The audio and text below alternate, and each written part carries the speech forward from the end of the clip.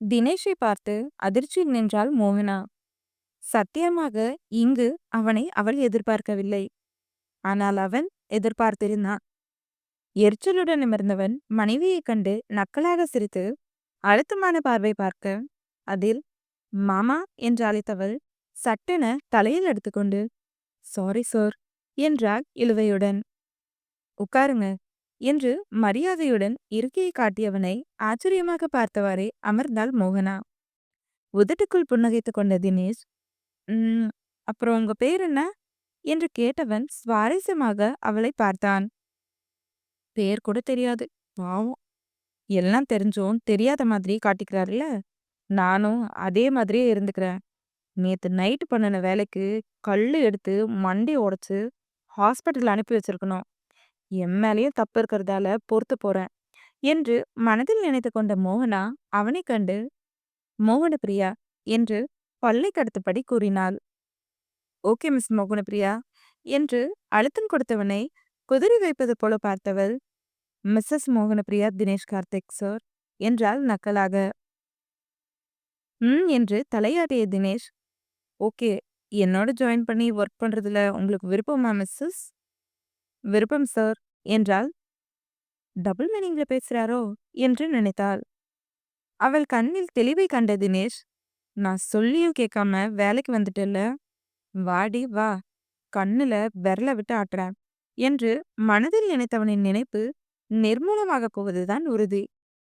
Sir என்று மோகன அழைக்கவும், நீங்க வெளியே வெயிட் பண்ணுங்க, மேனேஜர் வந்து மத்தது சொல்லுவாரு என்று தினேஷ் சொன்னதும் அங்கிருந்து சென்றாள் மோகனா.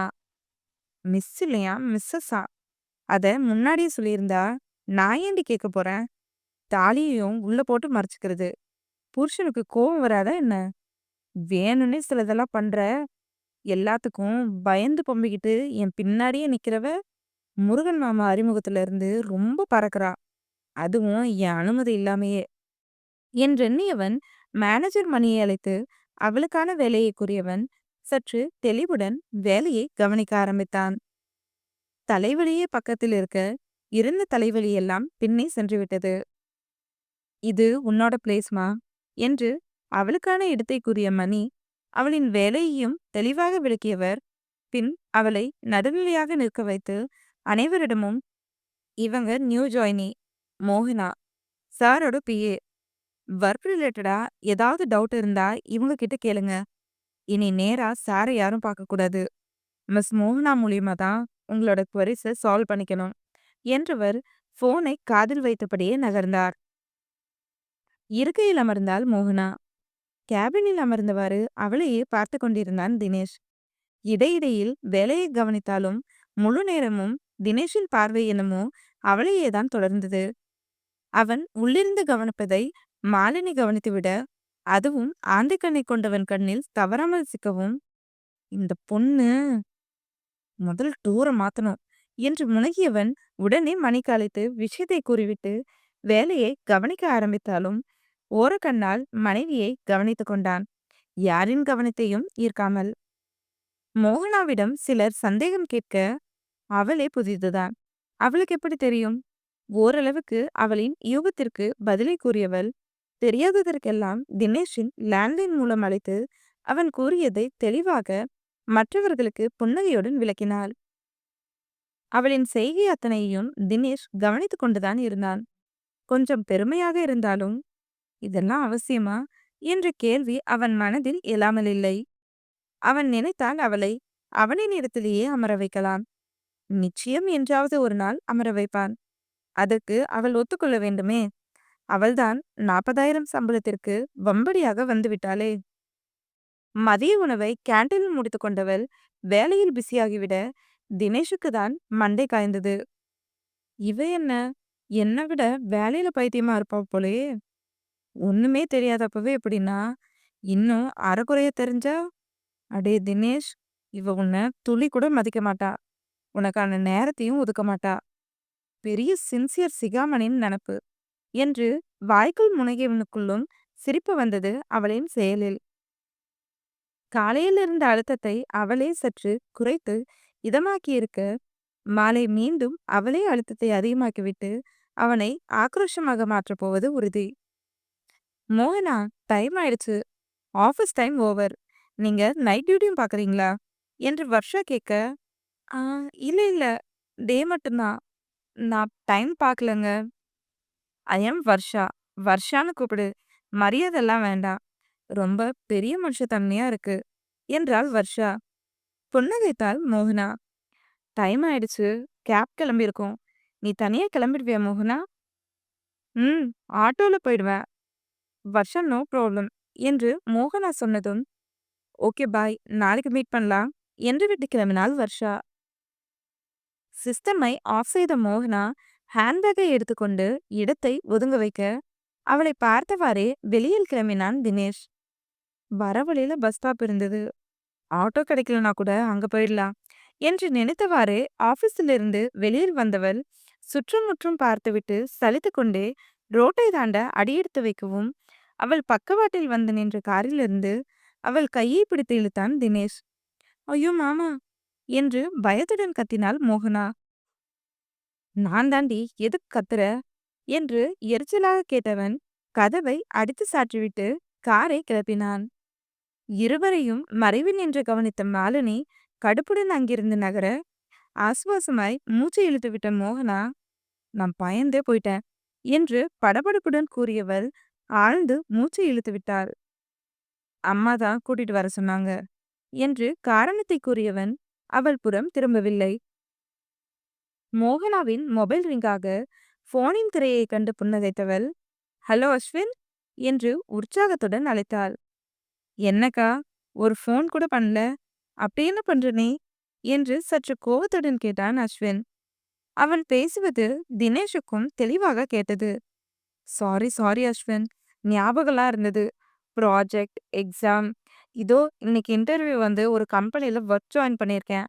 அதான் கூப்பிட முடியல என்றாள் மோகனா. வேலைக்கு போறியா? என்னக்கா சொல்ற? ஏன் சட்டுன்னு வேலைக்கு?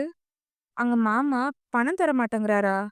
நீயே சம்பாதிக்க ஆரம்பிக்கிற என்ற யோசனையுடன் கேட்டே விட்டான். கடுமையாக வெறியுடன் மனைவியை முறைத்தான் தினேஷ். கிராமத்தில் வளர்ந்ததால் அங்கு இருந்த சூழ்நிலைக்கு தகுந்தது போல கேட்டான் அஸ்வின். அங்க ஆண்கள் வேலைக்கு செல்லவில்லை என்றால்தான் பெண்கள் பொறுப்பாக வேலைக்கு சென்று குடும்பத்தை வழிநடத்துவார்கள். சிறுவயதிலிருந்தே தாயின் கஷ்டத்தை பார்த்து வளர்ந்தவனுக்கு கொஞ்சம் பதட்டம்தான் மோகனா வேலைக்கு செல்வேன் என்று சொன்னது. டேய், அப்படியெல்லாம் எதுவும் இல்ல. எனக்கு தான் வேலைக்கு போக ரொம்ப பிடிக்குமே. இல்லன்னு சொல்லலாக்கா. நீ என்கிட்ட பணத்துக்காக தானே வேலைக்கு போவேன்னு சொல்லியிருந்த. அதான் கேட்டேன். படிச்சு முடிச்சுட்டு சும்மாவே இருக்கிறதுக்கு எதுக்கு படிக்கணும் அஸ்வின்? இங்க நிறைய கம்பெனி இருக்கு. சும்மா போலான்னு தான். வேற ஒண்ணும் இல்ல. சரிக்கா. ஆனாலும் எனக்கு ஏதோ சரியா படல. நான் சின்ன பையன்தான். சரி விடு.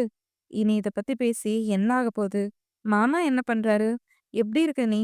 என்று அஸ்வின் கேட்க, நான் நல்லா இருக்கேன்டா. அவரும் வீட்ல எல்லாரும் நல்லா இருக்காங்க. மாமா பக்கத்துல இருக்காராக்கா? ம். போன கூட என்று அஸ்வின் சொன்னதும் ஸ்பீக்கர் ஆன் செய்து அவன் புறம் போனை வைத்தாள் மோகனா.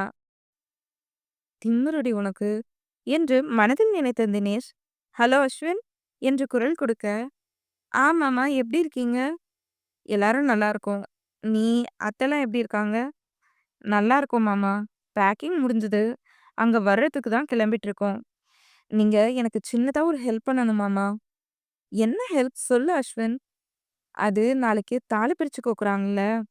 அதுக்கு அக்காவுக்கு ஏதாவது வாங்கலான்னு ஐடியா பண்ணேன். ஆனா என்ன வாங்குறதுன்னே தெரியல. உங்களுக்கு ஏதாவது தெரிஞ்சா சொல்லுங்களேன் என்று அஸ்வின் கேட்க, உங்க அக்காவுக்கு என்ன பிடிக்கும்னு என்னை விட உனக்கு தான் நிறைய தெரியும் அஸ்வின். எனக்கு பிடிச்சத வாங்கி கொடுத்தா அது நீ வாங்கி கொடுக்குற மாதிரி இருக்காது. உனக்கே தோணும்ல இத வாங்கி கொடுக்கலான்னு. அதையே வாங்கி கொடு. நான் டிரைவிங்ல இருக்கேன். அப்புறம் கூப்பிடுறேன் என்றான் தினேஷ். ஓகே மாமா, எனக்கு புரிஞ்சுது. நான் கடைக்கு போயிட்டு பார்க்குறேன். இப்ப வைக்கிறேன். அக்கா கிட்ட சொல்லிடுங்க என்று விட்டு காலை கட் செய்தான். வீட்டிற்கு வந்தனர் அவர். அனைவரும் ஹால் சோஃபாவில் அமர்ந்து பேசிக் கொண்டிருக்க, அறைக்கு செல்ல விருப்பம் இல்லாமல் லேப்டாப் பேக்கை ஓரம் வைத்துவிட்டு சோஃபாவில் அமர்ந்தான் தினேஷ். நாளைக்கு 8 மணிக்கு நல்ல நேரம் குறிச்சிருக்கு.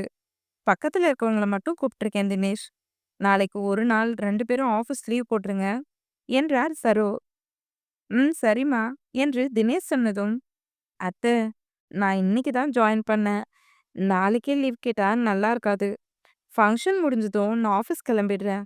ப்ளீஸ் அத்தை என்று மோகனா கேட்கவும் தினேஷின் கை முஷ்டி இறுகியது. சரிம்மா என்று விருப்பமில்லை என்றாலும் தலையாட்டிய சரோ இருவருக்கும் ஆடைகளை கொடுத்தார்.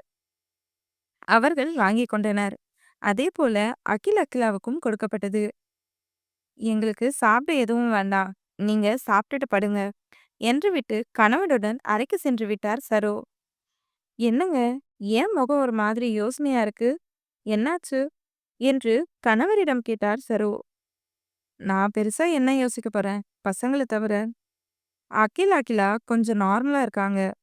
என்னதான் அவசர குடுக்கியா கல்யாணம் பண்ணாலும் எப்பவும் போலதான் அகில் இருக்கான். அவனோட குணம் மாறல. ஆனா தினேஷ், எனக்கு சொல்ல தோணல சரசு. என்னவோ சரியில்லைன்னு தோணுது. அவங்க முகமும் சரியே இல்ல என்றார் ராம். நீங்க ரொம்ப யோசிக்கிறீங்கன்னு நினைக்கிறேன். அப்படியே அவங்களுக்குள்ள பிரச்சனை இருந்தாலும் அதை அவங்களே பேசி சரி பண்ணிக்குவாங்க என்று கணவனுக்கு ஆறுதல் கூறியவர் மனதுக்குள்ளோ, எனக்கு தோணுனதுதான் இவருக்கு தோணிருக்கு. ஆனா என்ன பண்ண முடியும்? அவங்க கிட்ட போய் கேட்கவா முடியும்? இல்ல கேட்டாதான் நல்லா இருக்குமா?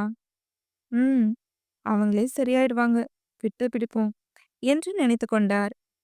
மனைவியின் வருகைக்காக காத்திருந்தான் தினேஷ். அவனுக்குள் அஸ்வின் பேசிய வார்த்தைகள் தான் ஓடிக்கொண்டிருந்தது. ஏன் பணம் கூடவா நான் தரமாட்டேன்? என் மேல அப்படி என்ன அவநம்பிக்கை என்று எண்ணியவனுக்கு கோபம் மூர்க்கத்தனமாக வந்தது. அறைக்குள் நுழைந்தாள் மோகனா. கதவை தாளிட்டு திரும்பியவள் தினேஷை கண்டும் காணாமல் சென்று சோஃபாவில் படுத்துக்கொண்டாள். ஏற்கனவே அவன் கோபத்தில்தான் உழற்றி கொண்டிருந்தான். இப்போது அவளின் செய்கையில் கோபம் உச்சகட்டத்தில் உயர வெறியாக அவள் அருகில் வந்து தலைமுடியை கொத்தாக பற்றினான். ஆ என்று அலறியவாறு எழுந்து நின்ற மோகனா, என்ன பண்றீங்க? இடுங்க வலிக்குது. மா விடுங்க என்ன. நிம்மதியாவே இருக்க விட மாட்டீங்களா என்று கேட்டவாறு அவன் கையில் அடிக்க, நான் நிம்மதியா இருக்க விட மாட்டேங்கிறனா? நீதாண்டி என்னோட நிம்மதியை கெடுத்து சந்தோஷத்தை பறிச்சு சாவகாசமா படுத்துட்டு இருக்க.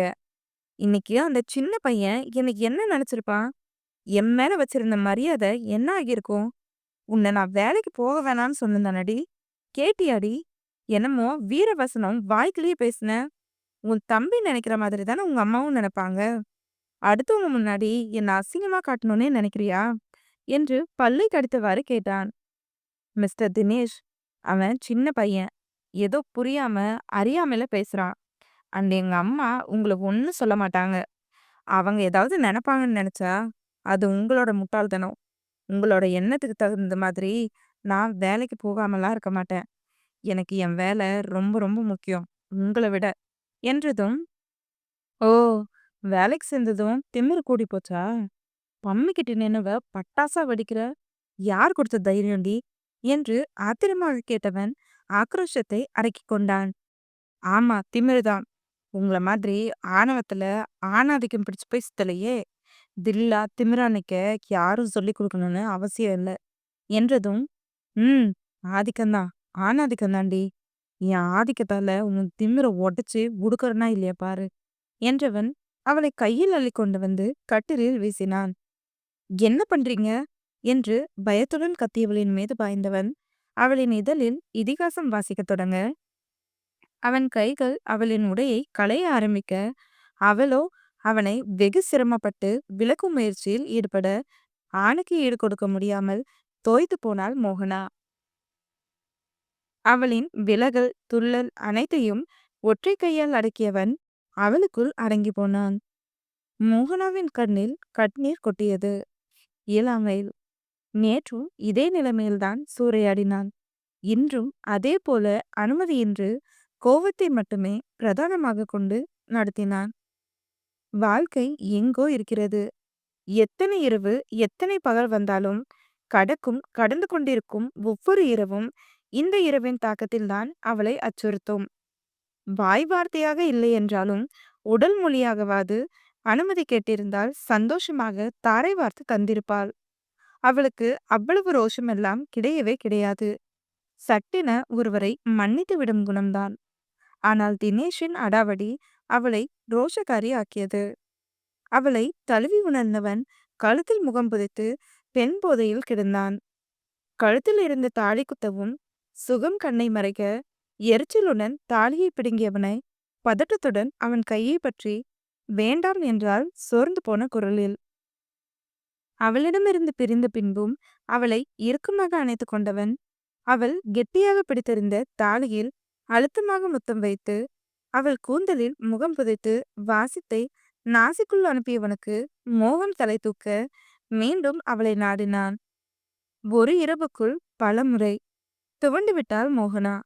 மென்மை வன்மை இரண்டும் சரிவிகத்தில் தாண்டவமாட இடையில் அவள் ஒத்துழைப்பு இருந்தாலும் அவன் கோபமும் மோகமும் மட்டுமே பிரதானமாகி பெண்ணை சுவைத்தான். கட்டாய தாலி கட்டி வாழ்க்கையை ஒவ்வொரு முறையும் கட்டாயப்படுத்தி வாழ்பவன் மீது காதல் இறங்கவே மாட்டேன் என்கிறது. அதற்காக கோபம் இல்லை என்றில்லை. ஆனாலும் அவனை ஓரளவுக்கு மேல் ஒதுக்கி வைக்க முடியவில்லை. கோபத்தை மட்டும் தூக்கி எறிந்தால் அவனை விட நல்ல ஆண்மகன் வேறு யாரும் கிடையாது அவளை பொறுத்தமட்டில். கோபத்தை கட்டிலில் காட்டுபவைத்தான் அவளுக்கு பிடிக்கவில்லை.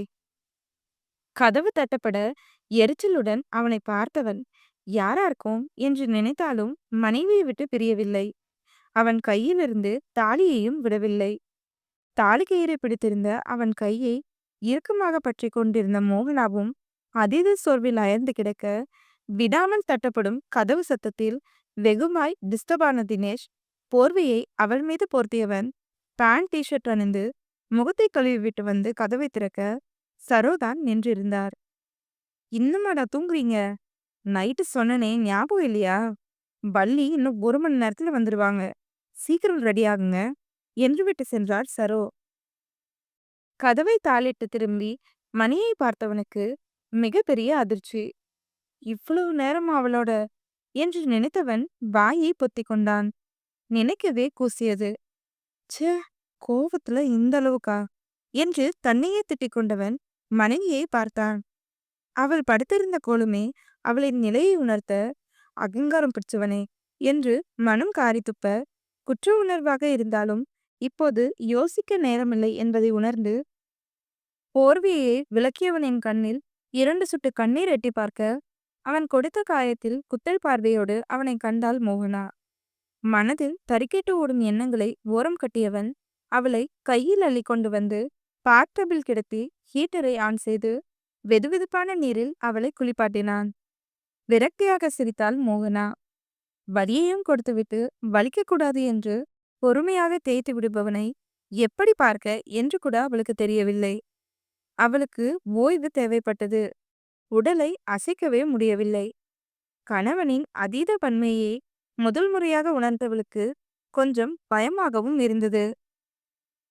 டவலால் அவள் உடலை மூடி மீண்டும் அவளை தூக்கி கொண்டு அறைக்கு வந்தவன் ஆடைகளை தேடிவிட்டு திரும்பி அவளிடம், நைட்டு அம்மா கொடுத்த ட்ரெஸ் எங்கடி வச்ச என்று கேட்க கபர்டை கை காட்டினாள் மோகனா.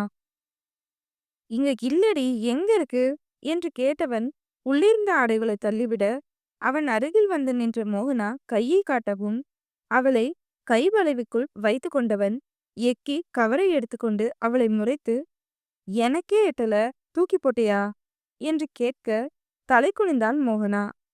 அவளை மென்மையாக அணைத்தவனுக்கு கோபமெல்லாம் கூவத்தில் கேட்பாரற்று கிடக்க மனைவி என்ற உரிமை உணர்வு தலை தூக்கியது. அவள் கையை பற்றி நெஞ்சில் சாய்த்து கொண்டவன் ஆடையை மாற்றிவிட்டு புடவையையும் கட்டிவிட்டான். அவனுக்கு ஒத்துழைத்தாள் மோகனா. இடையை தாண்டியிருந்த கூந்தலை ஹேர் ட்ரையர் உதவியுடன் உலர வைத்து ஸ்டைலாக பின்னிவிட்டவனை கண்ணாடி வழியே விழிவிரித்து பார்த்தாள் மோகனா. புருவங்களுக்கு இடையில் பொட்டை வைத்து நெற்றியிலும் வகட்டிலும் குங்குமத்தை வைத்து விட்டவன் ஜிமிக்கை அணிவித்து கழுத்தை ஒட்டியது போல மெல்லிய செயினையும் மாட்டிவிட்டவன் அவளை திருப்தியாக பார்த்துவிட்டு, கண்ணாடி வளையல் போட்டுக்கிறியா என்று கேட்டான். என்று அவனை பார்த்தவாறே தலையசித்தவனின் கையில் வளையலை அணிவித்து விட்டவன், கொஞ்ச நேரம் ரெஸ்ட் எடு, நான் குளிச்சுட்டு வந்துடுறேன் என்றுவிட்டு குளியலறைக்குள் நுழைந்து கொண்டான். உண்மையில் அவளுக்கு விரக்தி சிரிப்பு வந்தாலும் அவனின் அலங்காரத்தை அசிங்கப்படுத்தி குறை கூற மனம் ஒப்பவில்லை. 2 நாட்களாக அவனின் செயல் மனதையும் உடலையும் வெகுவாக பாதித்தாலும் அதற்கு முன்பிருந்த தினேஷின் அன்பான வார்த்தைதான் அவளுக்கு தேவைப்பட்டது. கம்பெனிக்கு சென்றதும் வீட்டிலும் கம்பீரமும் ஆளுமையுடன் அசரடிக்கும் அவனின் தோற்றம் ஈர்த்தாலுமே மனைவியாக அவனிடம் மென்மையை எதிர்பார்த்தாள். கிடைத்ததோ வன்மைதான். ஆடை மாற்றி கொண்டு வந்து நின்றவனிடம் தோற்றத்தை கண்ணாடி வழியாக கண்ட மோகனாவுக்கு விழி பிதுங்கி நின்றது. அவளின் புடவை கலரில்தான் சட்டை அணிந்திருந்தான் அவன். ஆகாய வண்ணன். இருவருக்கும் எடுப்பாகவே இருந்தது. அவனின் அகன்ற மார்பும் திண்ணிய புஜமும் சட்டையின் வெளியே கண்டவளுக்கு ஒருவித உணர்வு தலை தூக்கியது. கூடலில் கிடைக்காத உணர்வு அது. ஆண்மையின் இலக்கணமான ஆறடியில் அசரடிக்கும் தோரணையில் நின்றவனின் தோற்றம் அவளை உலுக்கி சாய்த்தது. அவன் அருகில் மங்கி போயிருப்பது போன்ற எண்ணம் அவளுக்குள். கீழே போலாமா என்று தினேஷ் கேட்கவும் எழுந்து நின்றாள் மோகனா. நடக்க முடியுமாடி என்று தினேஷ் கேட்க ஒரே ஒரு பார்வை பார்த்தாலே அவள். வாயை மூடிக்கொண்டான் தினேஷ். அவள் கையை பற்றி கொண்டவன் மெதுவாக நடக்க மோகனாவும் அவனுடன் நடந்தாள். வலி சற்று குறைந்திருந்தாலும் தூக்கத்திற்கு கண்கள் அலைமோதியது. அவங்க வந்துட்டாங்களா, நீ போய் கூட்டிட்டு வந்துடு தினேஷ் என்று மகனை கண்டு கூறிய சரோ இருவருக்கும் நெட்டி முறித்தார். என்ற தினேஷ் நீ உட்காரு என்று அவளை சோஃபாவில் அமர வைத்துவிட்டு சரோவிடம் தலையசைத்துவிட்டு கிளம்பினான். அவளுக்கு காஃபியை கொண்டு வந்து கொடுத்தார் சரோ. பெரிய மனுஷிக்கு விஷயம் சட்டென புரிந்துவிட மோகனாவை எந்த வேலையும் வாங்கவில்லை. அத்த, அகிலாவை எழுப்பி விட்டுட்டீங்க தானே என்று மோகனா கேட்க, முதல்ல அவங்க தான் எழுப்பின, வந்துருவாங்க, நீ காஃபி குடி. தலையசித்த மோகனா, குண்டுக்கு வேற புடவை கட்ட தெரியாதே, என்ன பண்றான்னு தெரியல. அகில் இருப்பான், இப்ப போனாலும் நல்லா இருக்காது. என்னால மாடியெல்லாம் ஏறி இறங்கவும் முடியாதே, என்ன பண்ணலாம் என்று யோசித்தவாறு காஃபியை சுவைத்தாள்.